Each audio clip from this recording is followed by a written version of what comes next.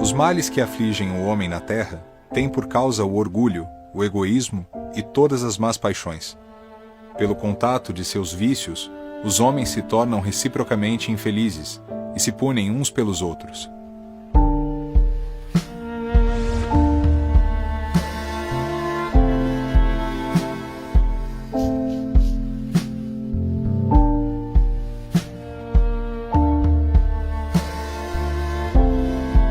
Quando nós nos casamos, estamos totalmente apaixonados e não percebemos nada. Tudo é muito maravilhoso, tudo muito bom. Esse ideal, de repente, que a pessoa busca, ela se frustra quando no dia a dia não corresponde. Por quê? Porque as pessoas muitas vezes se casam não com o outro, mas com as suas fantasias. Ela projeta, ela coloca no outro aquilo que ela imagina que possa ser bom para ela. Existe um progresso que é individual. Quando Jesus diz a porta da evolução é estreita, quer dizer, eu tenho uma parte da minha evolução que sou eu comigo. E tem uma parte da evolução que é com o outro. Por isso que eu nasço dentro de uma família, você nasce dentro de uma família. Por isso que depois de um tempo, da família você amplia para a escola, depois você amplia para o trabalho, e você tem amigos, e tem o trabalho voluntário. Então é na sociedade e na relação que nós também evoluímos.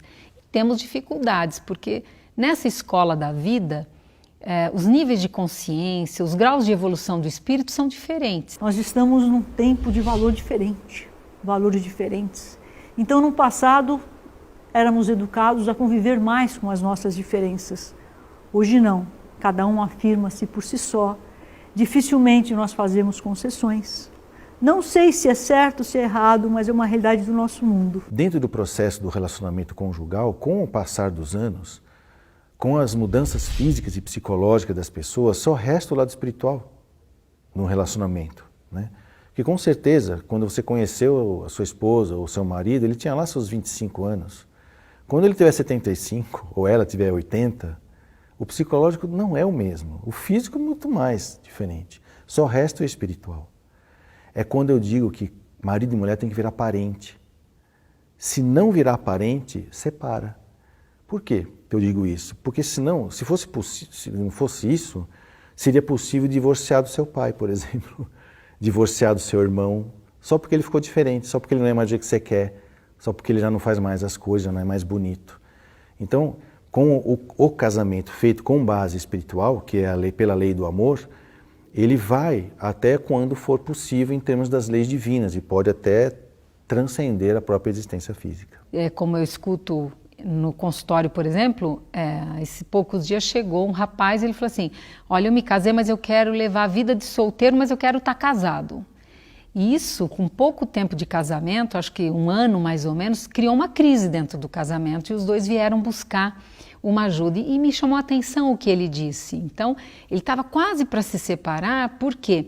Para ele o casamento foi um peso de responsabilidade, um peso no valor da monogamia, que é muito importante. Então, para ele, ele queria a liberdade, ele queria os amigos, ele queria fazer o que ele fazia, ele não queria compartilhar com ela, de avisar onde ele ia, se ele ia chegar mais tarde, e isso criou uma crise que eles estavam quase por se separar. Então, nós vemos na influência de existências anteriores, nós vemos às vezes as separações por infantilidades e imaturidades, nós vemos às vezes interferência das famílias no casamento, porque algumas pessoas quando elas se casam, elas conseguem construir uma vida a partir desse casamento, mas outras, a influência das famílias ainda é muito grande. No casamento, eu tenho que aprender a conjugar o verbo de minhas ações na primeira pessoa do plural. Eu tenho que passar a pensar em nós, nunca mais em eu. Com o decorrer do tempo, vamos percebendo hábitos diferentes, a própria questão financeira muitas vezes atrapalha. Falta de dinheiro é um problema que gera um grande estresse. As questões materiais, econômicas, patrimoniais interferem na dinâmica do relacionamento. Por isso disse matrimônio, patrimônio e depois manicômio, quando os casais se separam. E também se fala assim habitualmente meu bem, e quando a gente se separa é meus bens, meus bens. Então há uma dificuldade imensa de poder lidar com as coisas. Essa matéria na área do direito ela é muito abordada porque É muito comum o casal que está se separando ficar brigando por uma panela, por uma sacola, às vezes por um móvel, que não tem tanta importância, mas é a forma que ele tem de estar mantendo o processo separatório vinculado, ou é uma forma de manter-se ainda ligado ao outro, ou de se vingar do outro, ou de mostrar toda a sua indisposição interna pelo processo separatório. E como é que vive o homem separado? O homem separado, divorciado, inicialmente ele tem um pouco mais de dificuldade de se adaptar. Sensação de solidão em função da perda do convívio diário, com os filhos, com as coisas, com a história, com a casa, com tudo que foi criado em conjunto. Cidadão, por exemplo, que sai de um casamento onde ele se deu mal, onde eles viviam mal, muitas vezes para ele a separação pode surgir até como um alívio, embora ele possa ter algumas dificuldades envolvendo os filhos, né? O fato dele estar separado dos filhos. Claro que ficar com os filhos implica em muitas outras questões, não é? Porque a mulher normalmente fica com os filhos. Mas eu acredito que isso é muito individual. Todas as dificuldades da nossa vida, elas têm um objetivo. Nós sabemos que Deus, Ele não nos coloca diante das dificuldades por prazer, para nos ver sofrer ou nos ver fracassar. Muito pelo contrário. Deus nos dá a oportunidade da dificuldade para uma evolução, para um crescimento.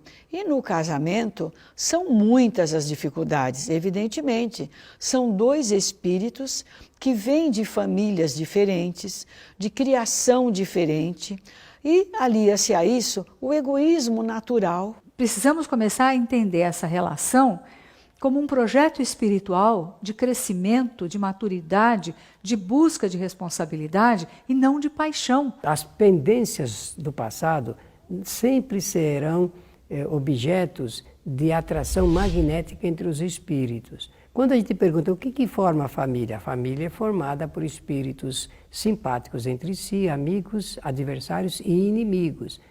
Dentro desse quadro, as pendências do passado entram em ação. Magneticamente os espíritos se atraem. Para quê? Exatamente para cumprir essas pendências, para estabelecer critérios e melhorar a qualidade de vida através da solução desses probleminhas que ficaram atrás. As leis de amor são essenciais para que nós possamos aprender a conviver com todas as pessoas, e em especial no casamento. Quando nós amamos, efetivamente, não há nenhum sacrifício em fazer concessões.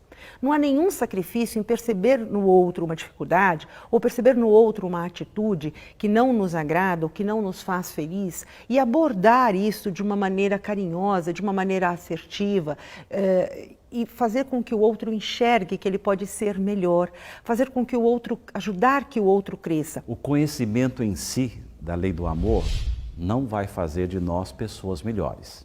Espíritas que somos, gostamos de estudar, gostamos de entender as consequências da vivência do amor ou da sua ausência. Mas o que precisamos é vivenciar o amor. Não é fácil. Mas se nós trilharmos nessa estrada, subindo degrau a degrau, um dia chegaremos ao objetivo maior, que é a convivência plena do amor presente. A visão espírita ela é muito ampla. Ela nos diz, você tem o livre-arbítrio, você decide os seus passos, você decide a sua vida. Paralelamente a isso, ela nos mostra responsabilidades. Como a casa espírita é um reduto que nos fala muito de amor, a visão espírita ali dentro, ela também é muito questionada a respeito das separações. Hoje, o mundo que nós vivemos, ele caminha para determinadas atitudes entre o homem e a mulher.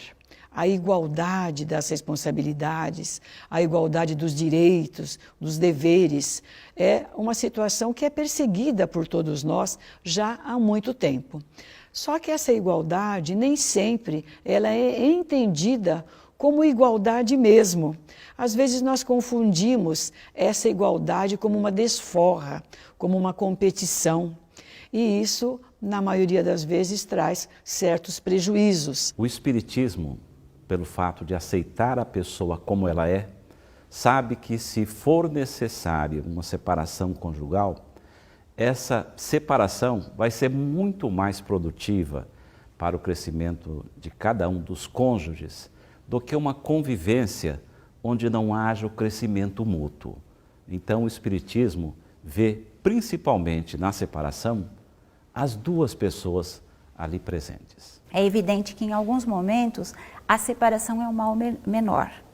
Por exemplo, quando envolve traição, agressão, violência, vícios, sejam em drogas lícitas ou ilícitas, né?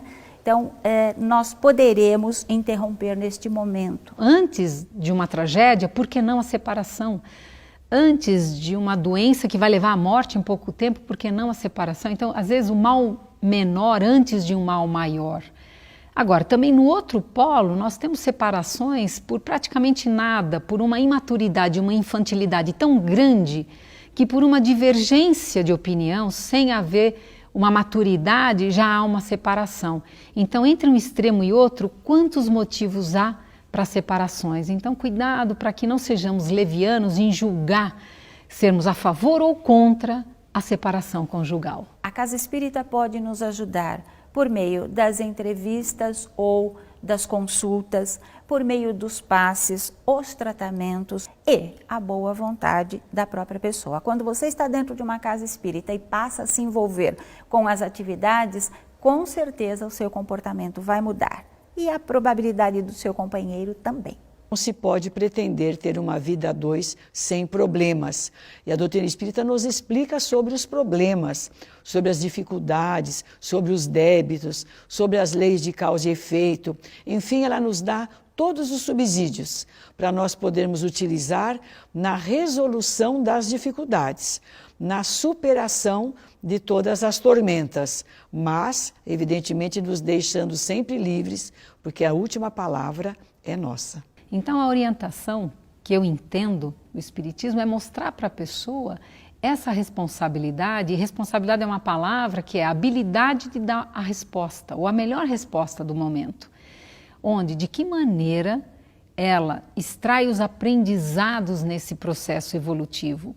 Porque o que nós vemos muitas vezes, depois do rompimento, é que os filhos, quando há filhos nesse casamento, eles são usados como uma corda de batalha ali, a mãe ou o pai, para agredir um ao outro, eles usam os filhos ou influenciam, enfim, de que maneira? Olha as consequências que isso gera. Mas também, como já dissemos no outro momento, se está para acontecer um mal maior, uma tragédia, então o rompimento é um mal menor diante de um mal maior. Seja um suicídio, seja um homicídio. Então, por isso que é muito delicado. Não existe uma regra geral, mas existe sim esse olhar que cada um precisa ter sobre si. Cada atitude que eu tomo, eu estou exercitando a lei de livre-arbítrio.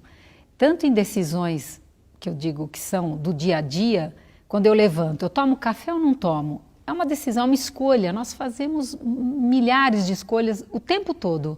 A cada passo que eu dou é baseado numa escolha. E essa escolha, ela é sustentada por um valor, por algo que eu dou importância. Nós somos reencarnacionistas. Nós sabemos, como nos fala a doutrina espírita, que pertencemos a grupos de espíritos que vão e voltam juntos, quantas vezes forem necessárias, até que a lei do amor reine soberana entre todos eles. Para nós é uma grande experiência sabermos que os filhos de hoje, os pais de hoje, o marido e a mulher de hoje, não são encontros iniciais, não é a primeira vez. Nós já caminhamos juntos muitas vezes e na nossa linha de lembranças pretéritas, aqueles espíritos estão ali, ocupando o seu espaço. E hoje retornam com a bênção de Deus para ocuparem novamente o seu espaço em forma de pessoas muito próximas umas das outras. Que a caridade e a humildade substituam o egoísmo e o orgulho. Então não procurarão mais se prejudicarem, respeitarão os direitos de cada um e farão reinar entre eles a concórdia e a justiça.